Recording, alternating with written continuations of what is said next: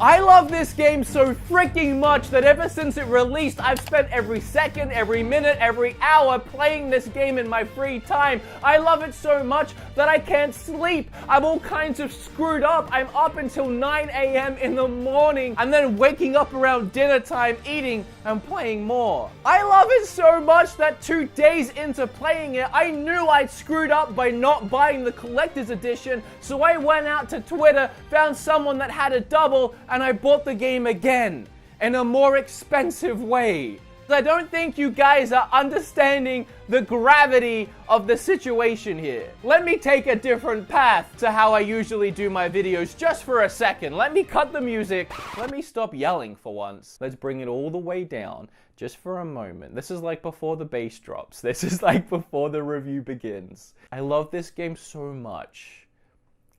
It might be my favorite Switch game.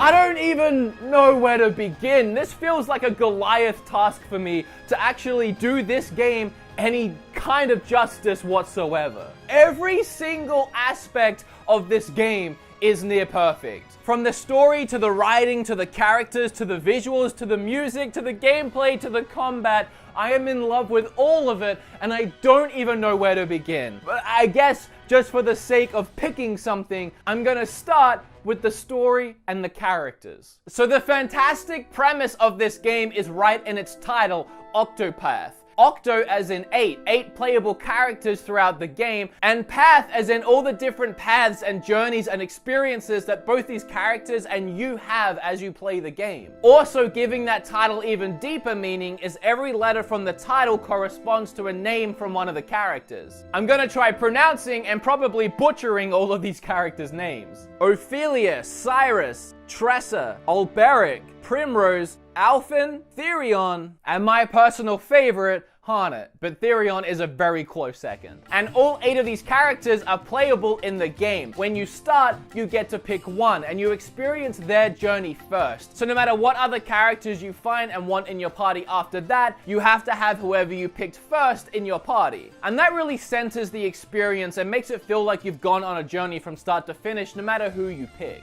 And whoever you pick at the start of the game, it will change your journey. You'll start in their town, and as you go around finding the other characters, you might do it in a completely different order to someone else who picked a different character. And as I said, all of these characters have very different background stories, and their personalities are all very different. The writing in this game might be the reason I'm so in love with it. Let me put it this way, I do really enjoy RPGs, but for the most part, I enjoy the experience, the adventure, and the combat, and usually I find myself skipping through dialogue. But Octopath, I haven't skipped a damn thing. I look for more story, I look for more dialogue, I look for more things to read. From the characters and their conversations with each other, to their backgrounds, even just to the NPC characters and some of the side quests. There was this moment with this NPC character who had this guy that kept asking her to marry him, and when she said no, he would run home crying, and she thought that he was kind of a wimp, and she sort of asked for your help in this situation. But the ability that Alberic has is he can challenge someone to a fight, so in my rationale, I was like, well, I'll challenge him to a fight, I'll kick his butt, and I'll make him cry and leave her alone forever. The guy ended up being super strong and kicked my butt in a couple of turns. So in the moment, I was thinking, damn it, I lost. There's no way I can beat this guy. I'm gonna have to go grind if I want to beat him. This is really hard. But then after the battle ended and it went back to the game, we saw that she was standing there and she had seen the fight, and he told her that seeing her there during the fight gave him the strength he needed to take me down, and then her realizing how strong a person he actually was and how much she actually meant to him, they ended up falling in love through my defeat. Matilda, I would do anything for you. I would even lay down my life for your happiness. And so I ask you once more, will you give me your hand in marriage? I love the writing in this game. This game makes me want to cry. So stupid. At least turn off the sweet music while this happens. I never realized your love was so strong and true. I guess it's a good thing I died, right? There are so many other things I've experienced while playing that I've thought to myself, I have to remember this for my video, I have to remember this for my review, but honestly, there's too many. There's too many to even try. The music is fantastic. It has easily become one of my top 5 favorite soundtracks from a video game. Every single song in this game evokes so much emotion, from the title theme that just gets you ready to play the game, to the battle music that gets you so amped up you just want to destroy everything, and again, to the soft and sweet music that during the really dark moments or the really sad moments or even the sweet moments, you'll be fighting back tears in your eyes. The easiest way I can explain how fantastic the music is to show you what this incredible music can do. I was recently live streaming the new Adventure Time game, and I have a review of this game coming, and I realized that one of the things it was truly lacking is in the turn-based battles, there was no background music. It just felt really empty. It felt like there was something missing. So the music is just like, where's the battle music right now? It's really missing like ambience. But as soon as I loaded up the battle music from Octopath Traveler on YouTube and I played it behind the game, suddenly I was way more amped up to play Adventure Time. So much better. Like, I like the game so much more now. Octopath has such great music, man. Like, how much is this music heightening this experience? And that right there, what it did to that game for a brief moment, imagine that for an entire gaming experience, and that's the music in Octopath.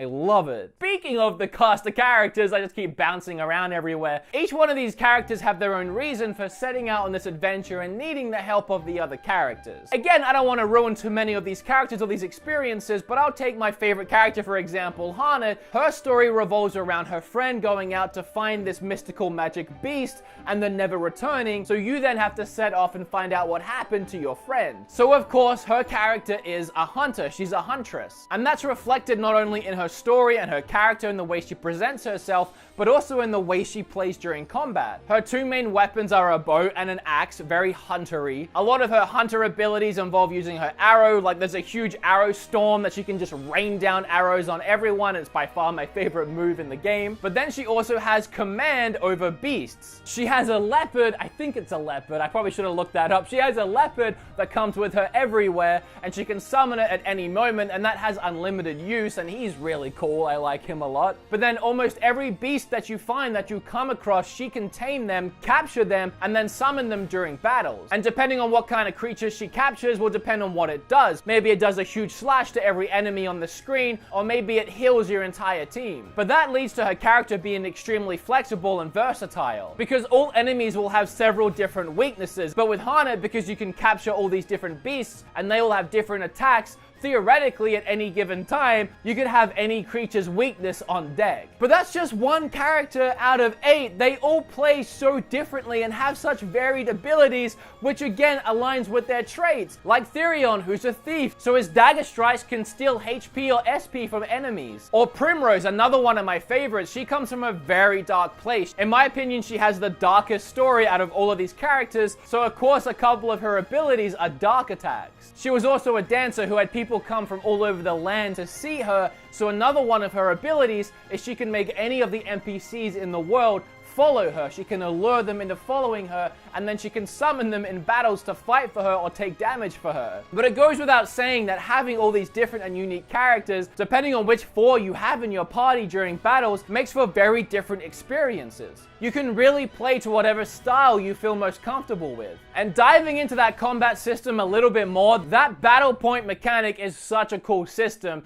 Every turn you don't use a battle point, you store another one. And then at any time, you can use up to 4 battle points to power up your moves. If you use the battle points to power up your basic attack, you'll attack X amount of times depending on how many battle points you use. For example, if you use 4 battle points, you'll unleash a flurry of 4 attacks. But if Cyrus uses 4 battle points on a spell, that one spell will get powered up 4 times and become much stronger. That mechanic never got old, and I absolutely love it. There's so much more I want to talk about in regards to everything I've already said. I want to dive deeper into all of it, but we just don't have the time. I need to talk about the way the game looks. The visuals in this game literally take my breath away. Like, I know that's such a lame thing to say, but I don't think a game has ever done it quite the way this game has. That mix of 2D and 3D sprites, and then some realistic backgrounds or water or snow thrown into the mix, with all kinds of crazy lighting over the top of it. Every single area looks like a